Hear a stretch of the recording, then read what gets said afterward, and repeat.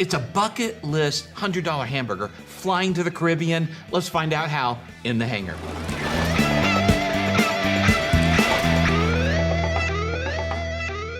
Welcome to In the Hangar. I'm Dan Milliken. And I'm Christy Wong. We'd like to thank our sponsors like Flying Eyes for helping us make videos like this. You can find out more about them in the links below. And at the end of the video, we're going to talk about it more. Okay, excellent. You mentioned Caribbean. I mentioned Caribbean. Have you ever flown to the Caribbean? I actually have. GA, because I've never been. See, I haven't done GA yet because I don't have a death wish, but I know somebody who does and who has. Ashley, you have a death wish and took a small plane across the Caribbean. Yes, I did. I flew American Airlines to San Juan, Puerto Rico, did a pre-buy on a 1991 Grumman Tiger, then through ESCO processed the purchase, got it ready, and then flew it home via Providenciales, Turks and Caicos, Exuma, Bahamas, and then Fort Lauderdale. Sounds like it was a piece of cake. Oh, yeah, exactly. It was easy because people like our other guest, Arturo from Flash Pass, you guys make it easy to travel in the Caribbean. Introduce yourself. My name is Arturo Guerra. I'm owner of an app for EAPIS, actually, and it helps you streamline the process, the cumbersome EAPIS website process. So that's basically what we do. See, I joke that you have a death wish, but in all reality, flying in the Caribbean, GA is a bucket list item. It is a bucket list. I'd really like to go too. I'd like to take Lola. It's a bit apprehensive, taking it a single engine piston. I was going to say, see, I would want to take a twin engine, but that's just me. Where's the fun?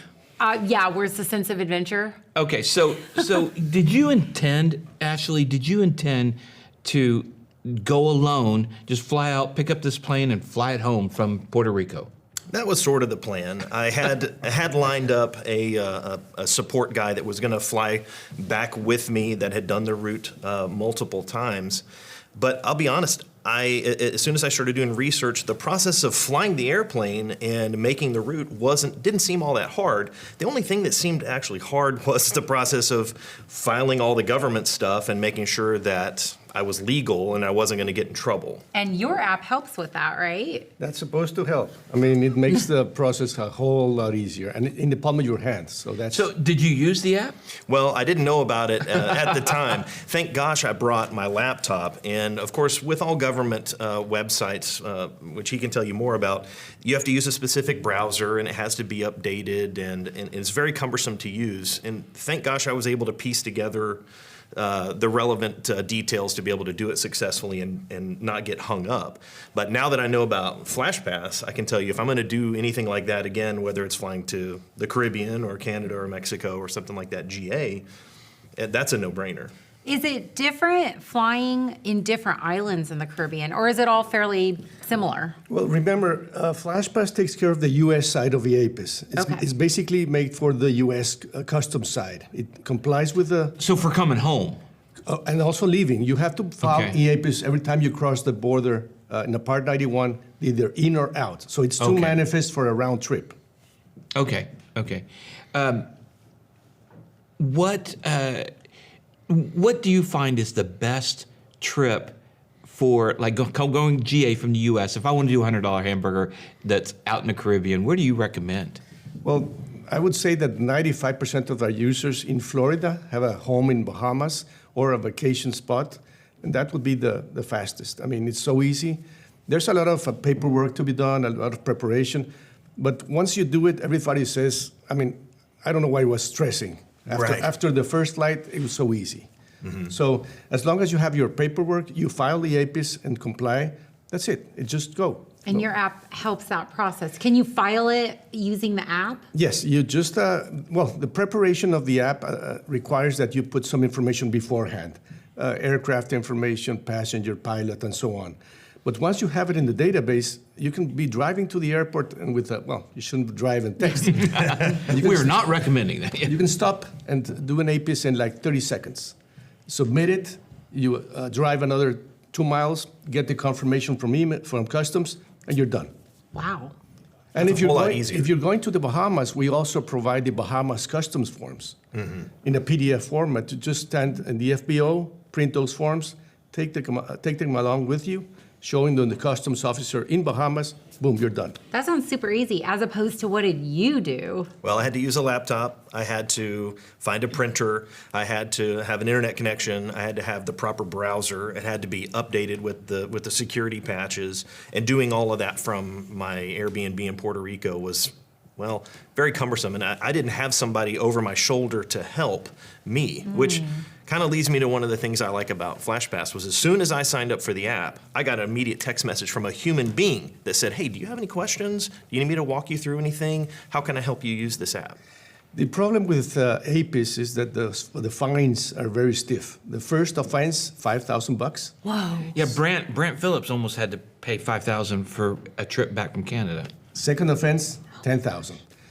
Whoa. So to ease the pain of going into the app, we call each customer. It's a pain to call them, but we call each customer and give them a introduction, a getting started tutorial, and we leave them on their first manifest ready to go. I mean, on the phone. So a robot calls a customer. No robot. Robot or Robert? No, robot. Okay. One of our team calls him up, and I've been in a call for 2 hours. Some older guy that was very non-computer savvy, and at the end of the day, he submitted his APIS. He went on the trip, came back. He was super happy. And he paid $9 how much? We have a subscription-based service, so it's $78 for the 1 year. year, unlimited. So use. that's what he paid, and he got 2 hours of your time right off the bat. Yeah. That's pretty Wow. amazing. And we offer a new service that's called the APIS Concierge. And that offers a person will take you all the way to your destination and back, and with a live person. That's incredible. Okay. Remember Ranferi? Yes. Yeah, we've yeah. had Ron Ferry on the Well, show. he's part of our team now. Oh, nice. He can join you in your flight, go to your destination, do all the motions, teach you how to do it, come back, and leave you. Join us on our flight as in right seat, or you mean on via text? No. He's going to be inside your aircraft. Oh, nice. That's Wow. That's some kind of level of service that we. Wow. He was last week. He was in Loreto, helping a customer in a PC-12. He was set up in a nice restaurant. Oh, I mean, nice. He's living the life. Living the life. Yeah, that sounds rough. Well, okay. One thing I did notice in doing some research for this episode and trying to figure out EAPIS and everything else and looking at your app, I was amazed that the feedback and comments on the Apple Store were really, really strong and positive about how you guys really do go an extra step to really help people.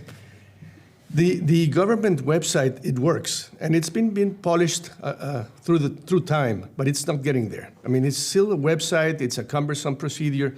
Once you have it in your app, you're set to go. Funny story. Once I was flying from Mexico to the U.S. and I forgot my APIS. Go figure. The owner. Right. So I was flying into Laredo, and boom, it hit me. I did not send my APIS. So I made up a holding pattern above a little town in Mexico, got signal, boom, submitted it, got my response, no big deal. Just landed in Laredo, no problem. No $5,000. So the fact that you can have it in your palm, it can save Versus you. a laptop, right? No, laptop, it's going to be a mess. Impossible. Impossible. Yeah. So it almost kind of changes it to be like, we can file IFR on our phones or on our Right. iPads. It does the same thing. EAPIS from a laptop, there's no way you could do that. And we've been doing this for 14 years now, and we've been polishing the app so much. Now it has the ability to scan passports. Instead of having to type all the little numbers and having the possibility of making a $5,000 mistake, Wow. you point the camera to the passport, boom, and it catches it and stores it, and it stores it forever. And you can use reuse those passengers for further flights. And this is available on the Apple Store. Is it also available for like Google phones? Or Android. We're working on the Android version. We came up with an Android version, but we had some issues, and we're polishing it to provide it again. But surprisingly enough, 95% of our users use iPhone. Right. Android, so little. Well, because in aviation, everybody's using ForeFlight, so they might have an iPad. And can they do the same thing from their Yeah, iPad? on the iPad it was great. Okay. Awesome. So now you have some interesting customers. Can you tell us about that? Well, we have some VIPs. Well, all of my customers are VIPs, so to speak. But we have Except some. for Ashley here, right? Well, Ashley's getting there. I'm a new user. We have He's an some. NIP. We have Kirby Chambliss, the acrobatic guy. He's very active. He flies to Mexico to do some shows down there. And we also have Kenny G, the sax player. Oh, wow. Wait, he's a pilot? He's a pilot. What? He's a Canadian pilot, and he crosses the border in a beaver with floats. That is so cool. Okay, well. I bet he makes smooth landings. I was going to say. Yeah, he's a great guy. And we have other guys that use the app, like, Flight Chops. Steve, yeah. Steve Thorne. He flies back and forth from Canada. And we have another guy who's the Flying Monkey. He's SoCal Flying Monkey? SoCal Flying Monkey. He's actually, we're about to do an episode with him, too. Oh, great. Or we, depending on where I place it, we may have already just seen an episode with him. So. Yeah, he flies back and forth to Mexico. He sees the whales. He's a great channel. He flies with his family. He's a very nice guy. All right, well, let's go back to the flying. I've never flown GA out of the States. What's the first step for me? What do I need to do? Well, I'll take If this I want to one. go to Yeah. Mexico or go to the Bahamas. Download the app? Well, yes, download Flash Pass for sure. Okay. But the legal requirements are you have to have a telephone operator certificate, right? And that's fairly easy to get, right? That's fairly easy to get. You get it through, I think, the FCC. Which is website. crazy because I have a ham radio license, and now I have to go get that. Oh, too. you haven't gotten your FCC? I have not.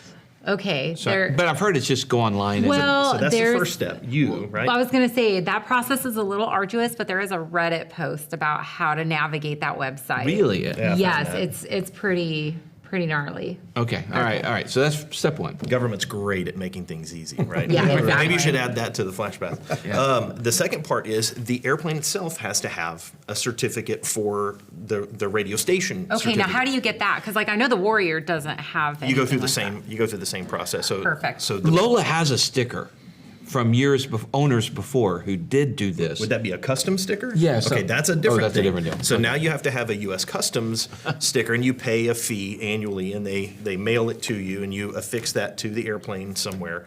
So the airplane has to have a custom sticker, has to have a radio station certificate. You have to have a radio operator certificate. Obviously, you need to have a current medical. You need to have a pilot certificate, and you need to be flying an airplane that you're certificated to be able to fly. Then if you're going to fly, say, from Fort Lauderdale to the Bahamas, you're going to file using FlashPass, EAPIS via FlashPass, to depart to wherever you're going, and you have to fly to a destination that is a point of entry. You can't just fly, you can't just go to any airport in the islands. You have to make sure that you first go to an airport that is an official point of entry, and you go through their process. And then from there, you have permission to fly pretty much anywhere you want. So one of the popular things that GA pilots do in Florida is they'll go to a first point of entry, and then they'll go somewhere else, and they'll stay at a nice resort, or they'll enjoy a small island adventure, and then they'll come back through. When they come back, they just have to go to the first available U.S. port of entry, filing EAPIS and getting permission to enter, and then you'll go to the U.S. Customs office. So like in Fort Lauderdale, they have, it looks like a separate FBO. They've got a red painted box on the tarmac there on their ramp. You taxi right in, and they're expecting you because you're on their schedule. They ask you for paperwork. They may or may not search your airplane, and You have to call them before entering. That you have to secure something that's called landing rights. It's a physical phone call from the Bahamas. Hey guys, I'm going to be there, so and so. Yeah, that's tail true, number. sorry. And they give you, okay, you can come, and then you fly. And there's a window where you can land into the U.S. yeah, airport. they give you a time frame, and if you're outside that time frame, well, they may not be there. Okay, so for never having done that before, it does sound like a mountain of paperwork initially. It sounds like you make it easier. It's still a mountain of paperwork. Let's say I didn't want to do that and I wanted to go to a U.S. territory in the Caribbean, Puerto Rico or wherever, and let's say I could make it nonstop from Florida or something. Yeah. Do I have to have the same kind of stuff? Let me explain that because it's an important question. There's Puerto Rico and U.S. Virgin Islands. So if you're flying from mainland U.S. to U.S. Virgin Islands, even if it's U.S. and U.S., you have to submit a EAPIS. Go You figure. do? Yeah. Okay. If you're going from Virgin Islands to Puerto Rico, you also have to file the EAPIS, even if it's U.S. Go figure. Okay. But if you're going from the mainland to Puerto Rico and back, no EAPIS. So there's a little bit of rules you Okay. have to understand there. Okay. having somebody that's a resource that you can ask Yeah. those questions. Yeah, because it's real easy to get confused and make a $5,000 mistake, it sounds like. Turn a So $100 now it's, hamburger into yeah, a turn a $5,000. $100 hamburger into $5,100 hamburger. a $5,100 hamburger. Yeah. We encourage all of our first-time users to send us a preview of their manifest, and we check it. And if we don't see any issues, we just tell the guy, hey, it's That is perfect. go so ahead. nice. Sanity That is check. nice. You gotta Yeah, love that. exactly. We only do it for their first try because we have 10,000 users. It's like crazy. Yeah. Okay, well, good. Now, we've talked about the Caribbean, Bahamas, and all that. If we're going to, let's say, Mexico, is it easier or is it the same? It's basically the same, but Okay. in Mexico, there's also an APIS requirement. When U.S. came with the APIS requirement, when Mexico said, well, why We want to do that. we want to do that? So they also have an APIS requirements. It's a different style. It's not the same, but it's there. And the app takes care of both automatically. So if you're going to Mexico and back, the app will submit automatically the U.S. side and the Mexico side. When you're returning to the Wow, U.S., that's fantastic. again, automatic Mexico, automatic U.S. Wow. Canada? Canada doesn't have an APIS requirement. Okay. They have something called CanPass. Oh, and that's it's just a simple phone call. Okay. So there's nothing to do there. Well, great. Well, guys, thanks for coming on and Ashley sharing your experience. Arturo sharing, your service that you have. It's amazing. Thanks for coming, guys. Our pleasure. If they want to get the Flash Pass, where do they go? They can go to the iPhone, Apple App Store. Okay. Just look for FlashPass. Boom, it's right there. Okay, great. Thank you, guys. And thank you guys for watching. Don't forget our sponsors. She mentioned Flying Eyes. Use our discount code, taking off all caps, one word for 10% off. We also have 67 designs. These guys make the best mounts for your camera phone, tablets, in the cockpit, or in your car even. Clemens Insurance. Jerry saved me a lot of money at clemensinsurance.net. Give him a call. He might be able to help you too. Colton Mortgage, coltontakingoff.com, and Z-Vision, the brightest landing and taxi lights that are out there. Marshall Protective Services. Marshall Protective Services, mpsprotects.com. All right, you guys. Well, as always, thanks for watching. Fly safe, and we'll see you next time. In the hangar.